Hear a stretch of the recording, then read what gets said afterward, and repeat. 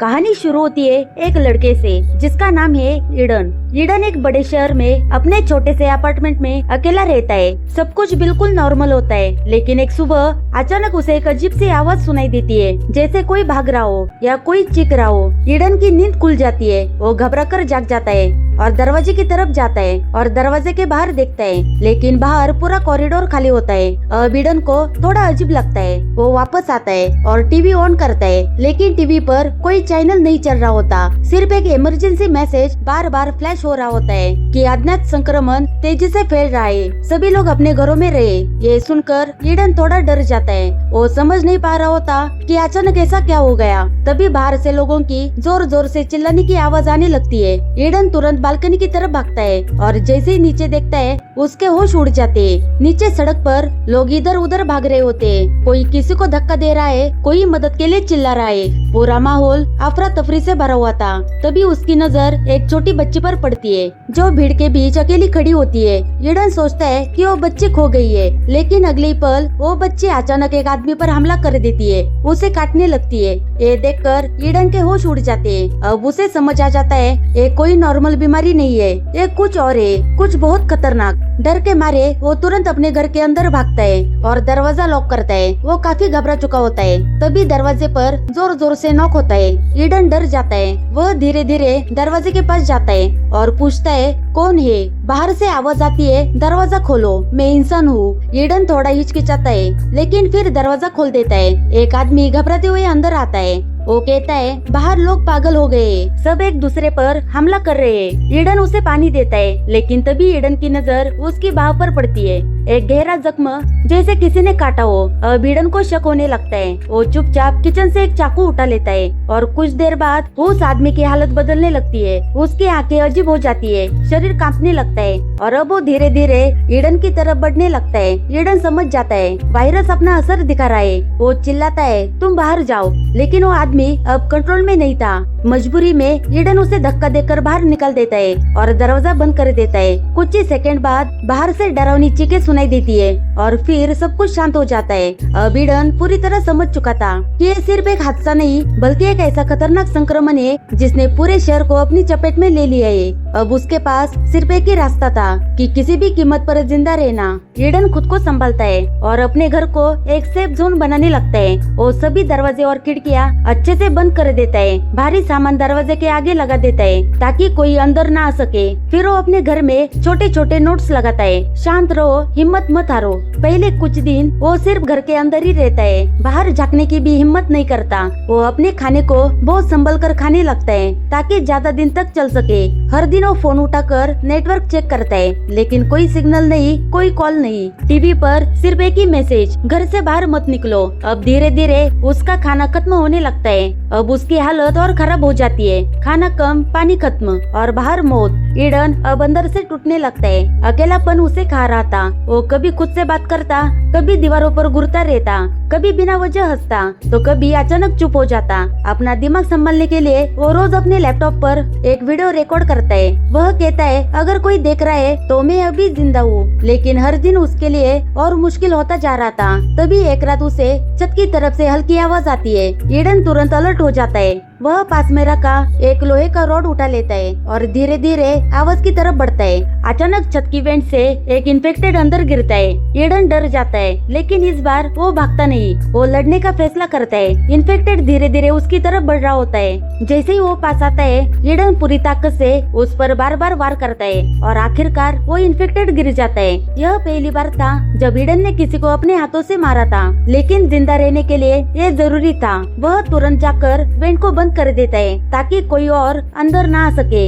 अब उसका घर उसका किला बन चुका था। दिन गुजरते और एक दिन जब वो खिड़की के पास बैठा होता है, उसे सामने वाली बिल्डिंग में कुछ हलचल दिखती है। वो ध्यान से देखता है और उसे एक लड़की दिखाई देती है, जिंदा और शांत खड़ी हुई। ईडन की आंखों में चमक आ जाती है। इतने दिनों बाद उसे कोई इंसान दिखा था। वह तुरंत एक पेपर उठाता है और उस पर लिखता है हाय और उसे खिड़की पर दिखाता है। लड़की पहले डर जाती है, उसे शक होता है, लेकिन फिर वो भी एक पेपर उठाती है और जवाब देती है हाय। ईडन मुस्कुराता है। उसके बाद वह अपना अपना नाम लिखता है। लड़की जवाब देती है एवा। अब इस खामोश और खतरनाक शहर में ईडन और युवा दोनों एक दूसरे के लिए उम्मीद बन चुके थे। हर दिन दोनों खिड़की पर आते, पेपर पर लिखकर बातें करते, लेकिन उनके लिए वही सबसे बड़ी खुशी थी, क्योंकि अब वो दोनों अकेले नहीं थे।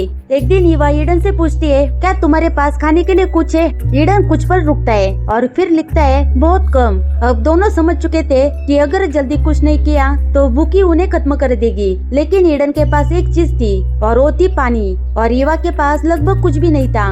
उसी रात अचानक तेज बारिश शुरू हो जाती है। ईडन के चेहरे पर पहली बार सुकून दिखता है। वह तुरंत बालकनी में बर्तन रखता है बारिश का पानी इकट्ठा करने के लिए, और खुद कई दिनों बाद खुले आसमान के नीचे खड़ा होता है। बारिश उसके चेहरे पर गिर रही होती है, जैसे जिंदगी फिर से वापस आ रही हो।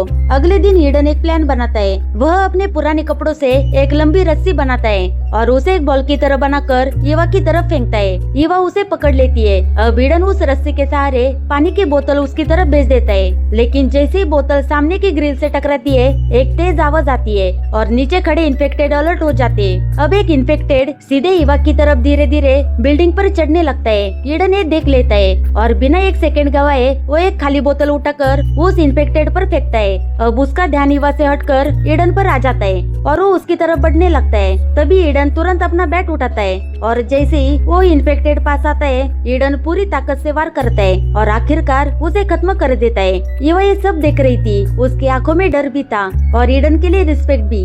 वही रात में ईडन की हालत खराब हो जाती है। भूख उसके कंट्रोल से बाहर हो चुकी थी। वह समझ जाता है अगर आज उसने कुछ नहीं किया तो वह नहीं बचेगा, इसलिए वो एक बड़ा फैसला करता है अपने घर से बाहर निकलने का। कई दिनों बाद वो धीरे धीरे बाहर कदम रखता है और जैसे वो आगे बढ़ता है उसे एक लाश दिखाई देती है। वो ध्यान से देखता है और उसकी जेब में चाबियां मिलती है। अब उसे उम्मीद मिलती है शायद पड़ोसी के घर में कुछ खाने को मिल जाए, लेकिन तभी उसे दूर से आवाज आती है। कुछ इन्फेक्टेड उसकी तरफ आ रहे होते।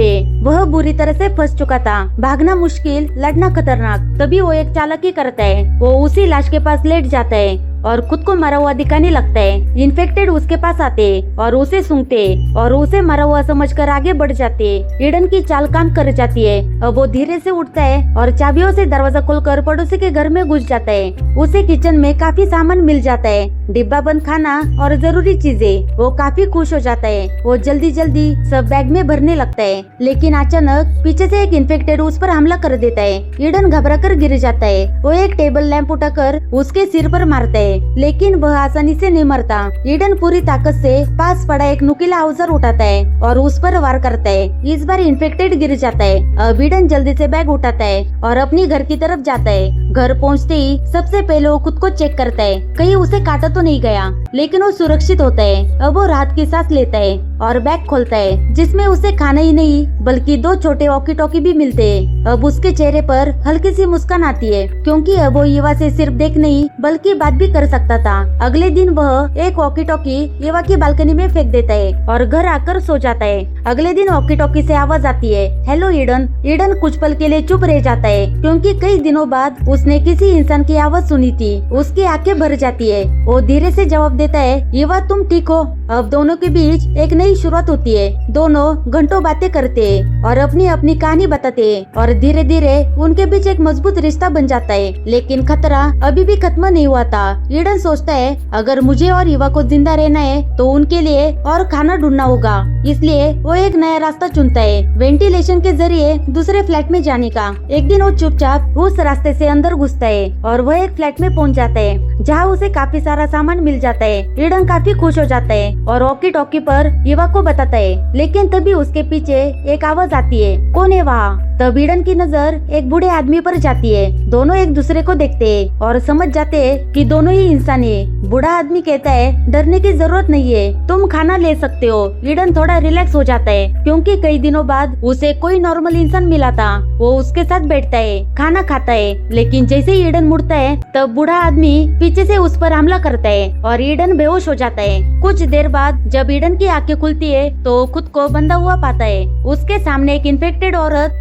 जंजीर से बंधी होती है। वो लगातार उसे पकड़ने की कोशिश कर रही होती है। ईडन घबरा जाता है। तभी वो बूढ़ा आदमी सामने आता है और कहता है, यह मेरी पत्नी है, मैं इसे नहीं मार सकता, इसलिए मैं इसे जिंदा रखने के लिए लोगों को लाता हूँ। यह सुनकर ईडन के होश उड़ जाते हैं। मतलब ये आदमी इंसान होकर भी इंसान नहीं था। अब वो ईडन को एक गोली देता है और कहता है, इसे खा लो ताकि तुम्हें दर्द ना हो। लेकिन ईडन मना करता है। अब वो समझ जाता है, या तो अभी कुछ करो या मर जाओ। जैसे ही बूढ़ा आदमी औजार लेने जाता है, ईडन किसी तरह खुद को खोल लेता है और दरवाजे के पीछे छिप जाता है। और जैसे ही बूढ़ा आदमी वापस आता है, ईडन उसे पकड़कर सीधे उसकी पत्नी की तरफ धक्का दे देता है और वो औरत उस पर टूट पड़ती है। ईडन तुरंत दरवाजा बंद करता है और वहाँ से भाग जाता है। तभी वॉकी टॉकी पर ईवा की आवाज आती है, ईडन जल्दी आओ, मेरे यहाँ खतरा है। अब ईडन के पास सोचने का टाइम नहीं था। वह तुरंत उसकी तरफ दौड़ता है। रास्ते में कई इन्फेक्टेड उसका पीछा करते हैं, लेकिन वो किसी तरह बचते हुए ईवा के अपार्टमेंट तक पहुंच जाता है। ईवा ऊपर से रस्सी फेंकती है। ईडन चढ़ने लगता है, लेकिन एक इन्फेक्टेड भी उसके पीछे चढ़ने लगता है। अब सब कुछ सेकंड में खत्म हो सकता था, लेकिन ईडन समझदारी दिखाता है और बीच में ही दूसरी बालकनी पर कूद जाता है और रस्सी काटने लगता है। इन्फेक्टेड नीचे गिर जाता है। अब ईवा भी नीचे कूद जाती है और आखिरकार दोनों आमने सामने मिलते हैं। दोनों के चेहरे पर खुशी और राहत होती है, लेकिन रुकने का वक्त नहीं था। दोनों जल्दी से भागते हैं और किसी तरह ईडन के घर तक पहुंच जाते हैं। जैसे वो अंदर आते हैं, ईडन दरवाजा बंद कर देता है और भारी सामान लगा देता है। अब वो काफी थक चुका था और पूरा खून से भरा हुआ। वह ईवा से कहता है, मुझे मार दो, शायद मैं इन्फेक्टेड हूँ। लेकिन ईवा मना कर देती है। लेकिन ईडन डर रहा था। वो नहीं चाहता था कि वो उसे नुकसान पहुंचाए, इसलिए वो बालकनी की तरफ जाता है और कूदने का फैसला करता है। लेकिन जैसे ही वो अपनी शर्ट उतारता है और खुद को चेक करता है, उसे कहीं भी कोई काटने का निशान नहीं मिलता। मतलब वो इन्फेक्टेड नहीं था, सिर्फ खून लगा हुआ था। ये देखकर दोनों की आंखों में आंसू आ जाते हैं और दोनों एक दूसरे को गले लगाते हैं। अब पहली बार उन्हें लगता है वो इस नर्क से बच सकते हैं। कुछ समय बाद रेडियो पर एक खबर आती है, वैज्ञानिकों ने इस संक्रमण का इलाज ढूंढ लिया है। हमारी टीम जल्दी शहर में पहुंचेगी। अब ईडन और ईवा एक नई उम्मीद के साथ जिंदगी जीने का फैसला करते हैं। और इसी के साथ मूवी यहाँ पर खत्म हो जाती है। Thank you for watching.